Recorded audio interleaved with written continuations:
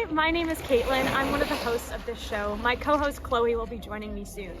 So welcome to the show. This show will be focused on climate action around Vancouver.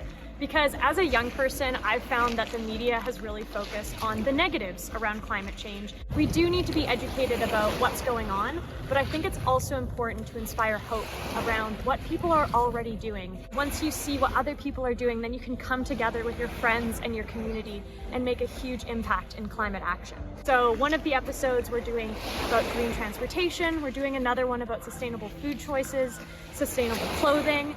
So there's something out there for everyone. I hope you enjoy the show and enjoy the journey. Come along.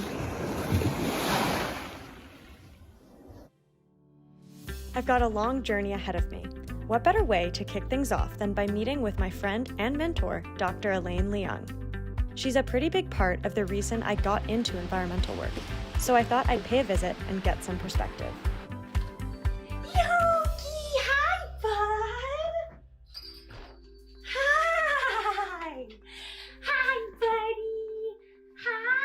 Okay, go.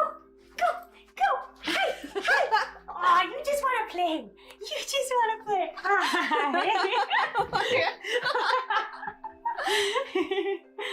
Well, thank you so much for doing this interview today. Pleasure. Yeah. I just wanted to chat with you today about kind of why you started Sea Smart and kind of your story as a marine biologist and kind of your journey as an environmentalist almost. So I guess let's start with, why did you start Sea Smart? I've had the dream life of a marine biologist. I've studied some of the most amazing animals around the world, from whales and dolphins to sea lions to penguins, all the way from BC to Antarctica. And when I finished my PhD, I realized that over 30 of the species that I've studied or interacted with will go extinct within my lifetime. It made me realize that doing all this research for governments and universities wasn't resulting in conservation action fast enough. At the same time, kids are a hope for the future of the planet, but most kids are spending the majority of their waking hours indoors behind a screen, and they're losing their connection with nature. This is a huge problem because you only protect what you love. So the whole idea of Sea Smart is, let's get kids really excited about the ocean and help them foster this connection, curiosity, and love with nature to empower them to be ocean heroes. And I feel like I've definitely seen that through teaching all the kids at Sea Smart. I feel like it's helped me with my kind of worry about the future and the environment, because as a young person it doesn't always feel like you always have the power, but then seeing how much impact these kids are having is so inspirational, and seeing how the kids are so excited to make a difference. They just have so many different possibilities for action projects. Kids have the most amazing creative ideas, and the great thing about kids is that they are so young and fresh, and they're not like adults who are stubborn and stuck in their ways. So these kids with their really creative action projects can truly change how things are being done. I see all these projects that the kids are creating, and I was like, I need to do something that's as impactful as what the kids are doing. So the point of this series is just to highlight different sustainable initiatives around Vancouver, because there's so many people that care and they just don't always know exactly what to do, So I feel like this series is supposed to show people, what can you do? What actions can you take to try to join the climate fight, and everyone can make a difference. I'm so proud of you for doing this documentary series, because like you said, there's just so much doom and gloom every time you turn on TV about the state of the environment, and it's so easy to feel so overwhelmed to the point where you feel hopeless and despair over the future of the planet. I think it's just really great for people to know that they're not alone in this journey. They're not alone in their fear and despair, but also that there's hope, and that there's all these amazing people doing really cool things, and it's a great way to inspire your audience members to be able to also take action. And then make it look fun, because it really can be fun, especially when you're doing it with your friends. And that's the hope of this, is to connect a lot of different people so then they can come together and make a huge difference. Amazing. Well, I can't wait to watch.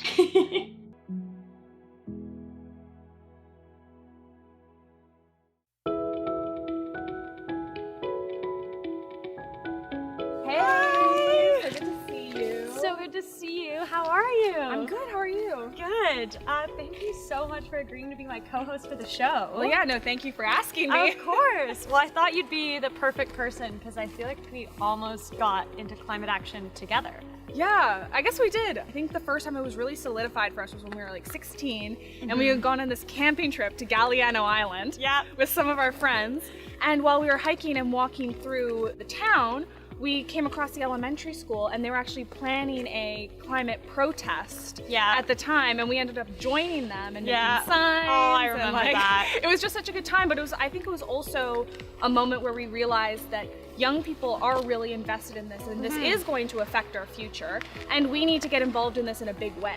Yeah. So now I'm working in a lab where we research the psychology of sustainability and environmentalism, and so I think that that's really solidified for me that this is really something I want to get involved in. Yeah, for sure. And also, we're longtime friends. Yes. So I feel like that also easier. helps. And yeah, I'm excited we have an interview lined up right away. So let's head to it. Let's do it. Awesome.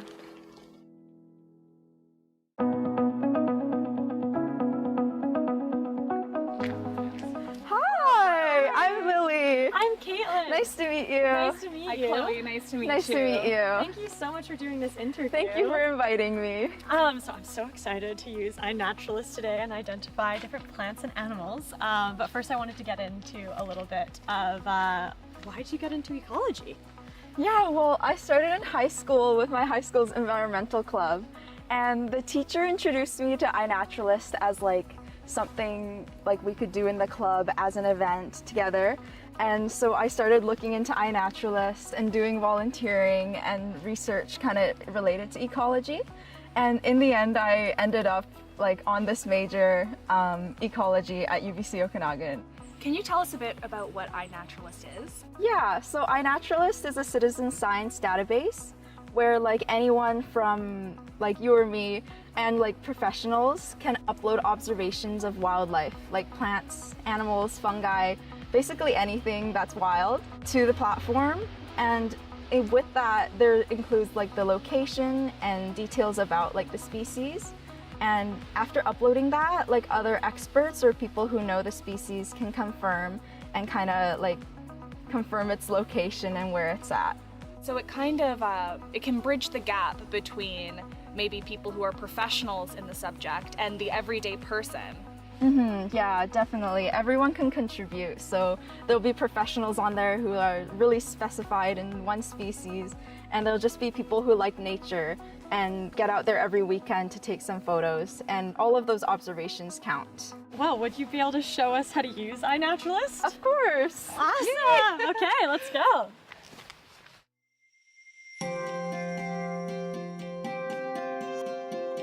Let's find some plants to identify. We can start with this one right here. Okay.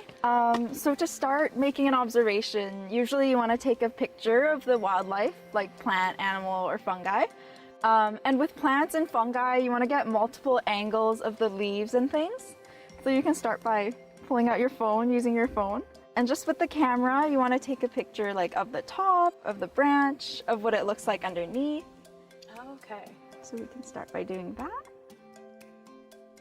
This one looks a little bit scary. Yeah, it's a little bit spiky. Does it have to always be in focus? Yeah, like photos in clear focus are the best if you can get them. But often with like birds and other wildlife, they're pretty unpredictable. I bet, yeah. So just like the best photo you can get. Are branches or leaves better to take photos of? I think it's good to get an overall shot of both if you can. Like you want a zoomed out shot of the whole plant just to see how big it is. And then if you can get some close-ups of like features that you find, like that would probably be like an identifying feature. So after uploading the photos, you just want to check that they look good, and you can reorder them if you want. I'll probably put this one first just because it's a picture of the whole plant. And next, you want to give a guess as to what the species is. And the app has a cool AI feature where it'll like scan the photo and see like what it thinks it is. And sometimes it's not very accurate, But in this case, like you can see, it only has one suggestion. Yeah. So that's probably what this is, the cut leaf blackberry. But if you're not sure and it's giving multiple suggestions, then you can just choose like the highest like order that you think you're confident about. So like I'm confident that this is brambles, but if you're not confident at all, like you can just put plants as a general thing. Yeah. But a kind of rule of thumb is you don't want to leave anything unknown, because then it makes it harder for like people who specialize in those areas to find those observations. If it's just unknown, like don't know if it's a plant, don't know if it's an animal, yeah, you generally don't want to do that. That makes sense. In this case, we're pretty confident that this is cut leaf blackberry, which is an invasive species. So it's good that we're logging it. Why is it good that we're logging it? It's good to log invasive and native species because for invasives, it tracks where they're spreading and in which parks that they're in. I know a lot of cities, they'll like check the iNaturalist for like what their citizens have posted, and they can like mark these spots as places that maybe need like invasives removal in the future, or just to monitor and see how they're spreading. That's really cool. Okay, let's go find some more. Yeah.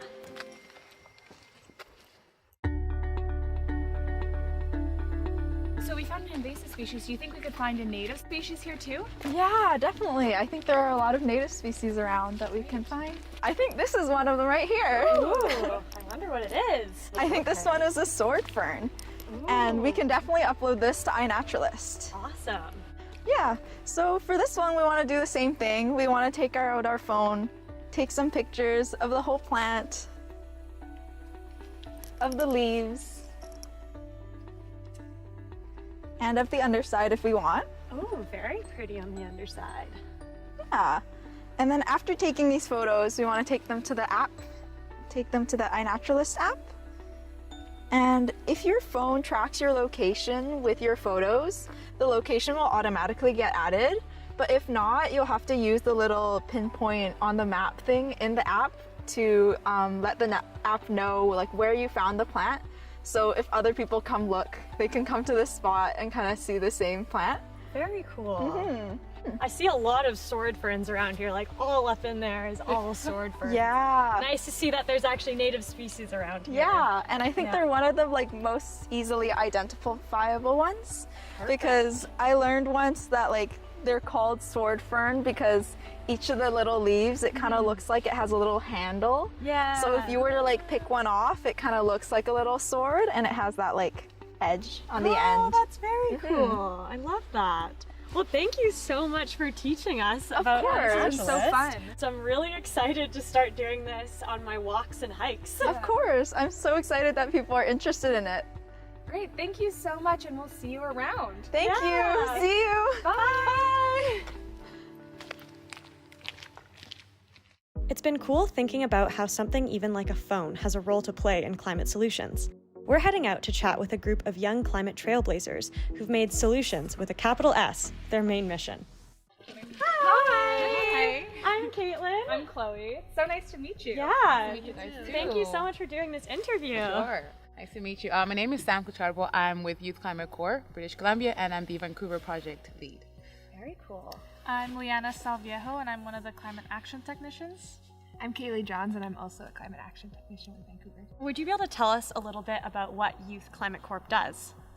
Yeah, so Youth Climate Corps is an organization that employs youth, giving them a living wage while also training in the environmental sector. So we work within local community and provide resources and support to organizations and partners in our community while also getting training ourselves. That's great. So what is some of the work that you do in the community? So we've partnered with a lot of different organizations sort of in the local Metro Vancouver area so far. We've partnered with Hub Cycling to teach kids how to ride bikes in elementary schools to promote clean transportation. We've worked with Ducks Unlimited to do some outdoor conservation and restoration work.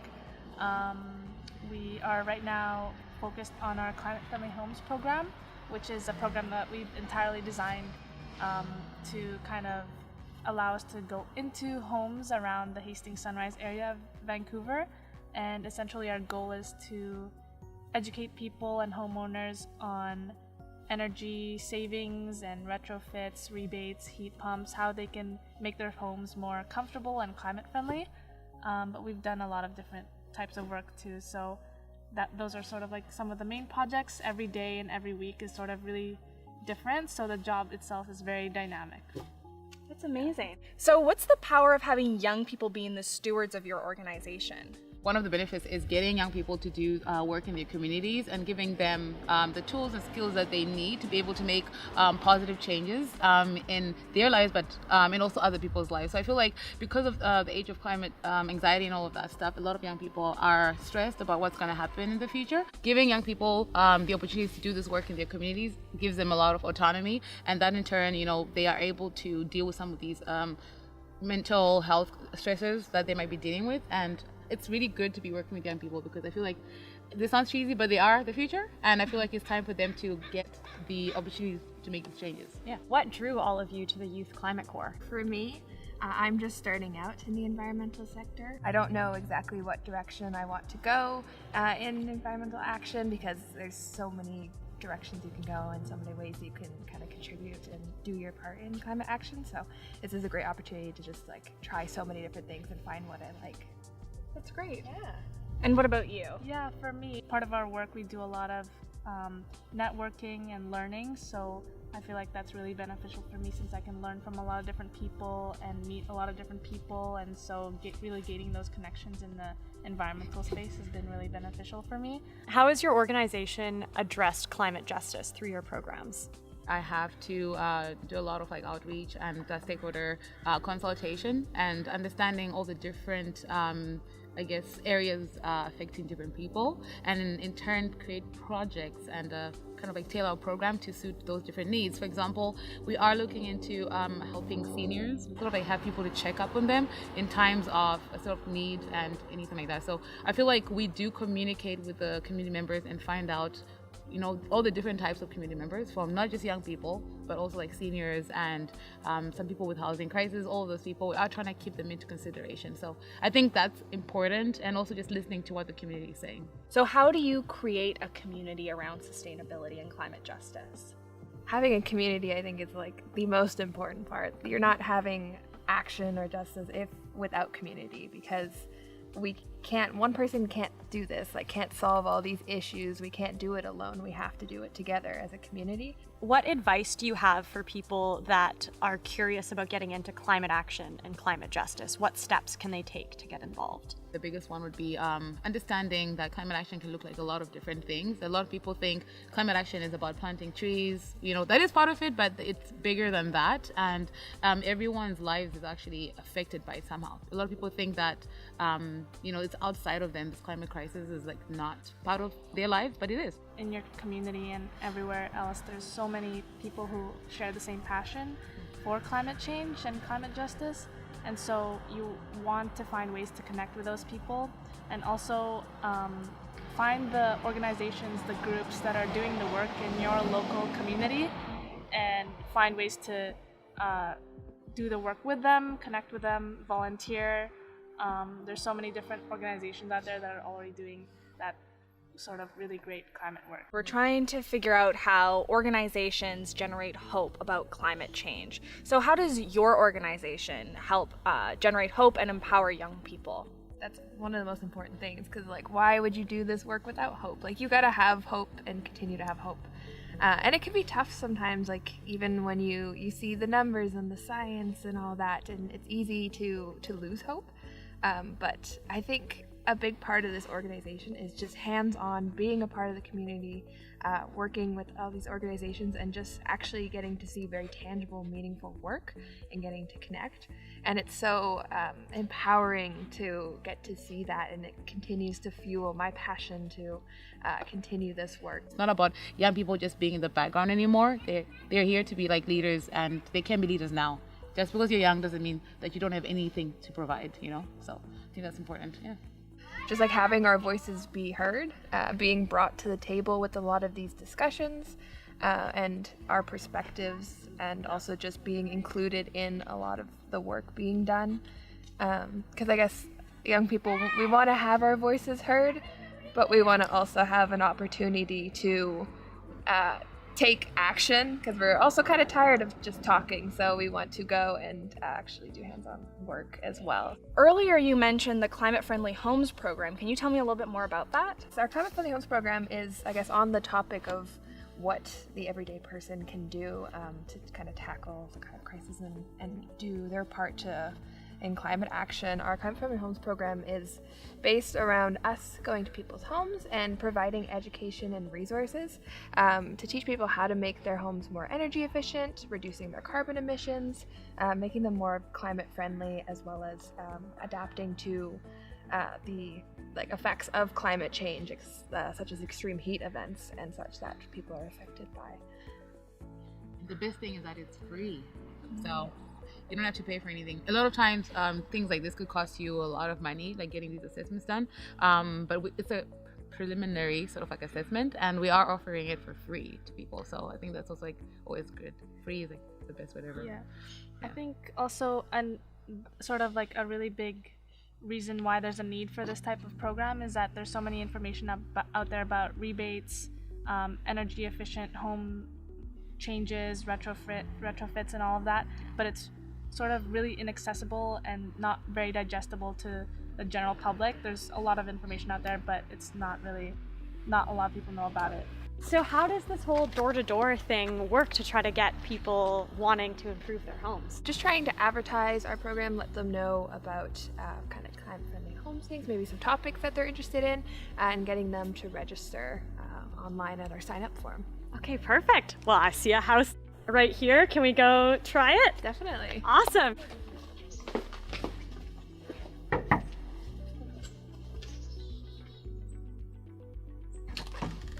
Hi there. Hi. My name is Leanna. I'm with Youth Climate Corps BC, and I'm one of the climate action technicians there. I'm Caitlin, and I'm just shadowing today. Yeah, so do you have a second to chat about our Climate Friendly Homes program? Sure.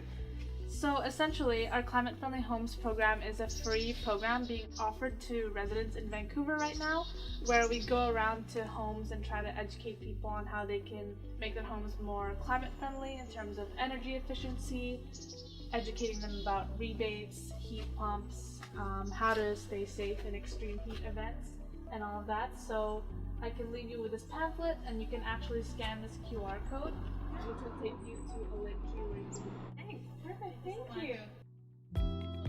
What a day. Meeting with so many amazing people has given me a lot to think about, and we're just getting started. Stick around as we journey further into the world of climate solutions and what they mean for our future. I promise we'll have some fun along the way, and who knows, maybe you'll get inspired and join in.